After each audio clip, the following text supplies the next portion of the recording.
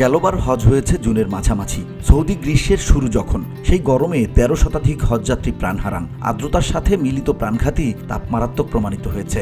বিজ্ঞানীরা আর্দ্র তাপপ্রবাহ নিয়ে উদ্বিগ্ন হয়ে পড়েছেন। নিকট সময়ে এই মৃত্যুর সংখ্যা বাড়বে বলে তাদের আশঙ্কা।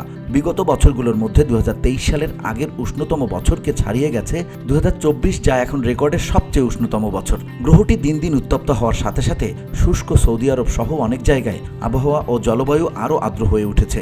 1979 সাল থেকে চরম আর্দ্রতাপের সময় বিশ্বব্যাপী ফ্রিকোয়েন্সির দ্বিগুণেরও বেশি বেড়েছে, যা প্রাণঘাতী ঘটনার সম্ভাবনা বাড়িয়েছে। হজ করতে হলে প্রতিদিন 6 থেকে 21 কিলোমিটার হাঁটতে হয়। অনেক তীর্থযাত্রী বয়স্ক এবং স্বাস্থ্য ভালো নয়, যা তাদের জন্য আরও ঝুঁকিপূর্ণ।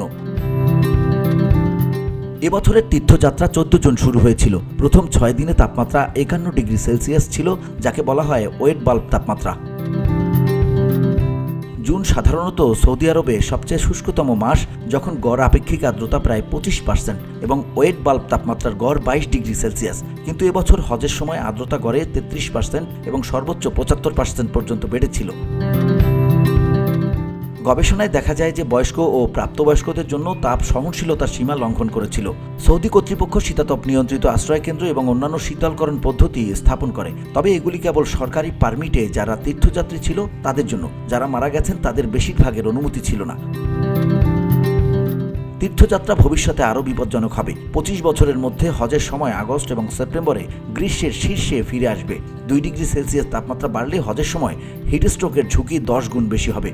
আমরা কত তাপ এবং আর্দ্রতা সহ্য করতে পারি? 2010 সালে গবেষকরা প্রথমে একটি তাত্ত্বিক বেঁচে থাকার সীমা প্রস্তাব করেছিল, যা 35 ডিগ্রি সেলসিয়াসের একটি ভেজা বাল্ব তাপমাত্রা।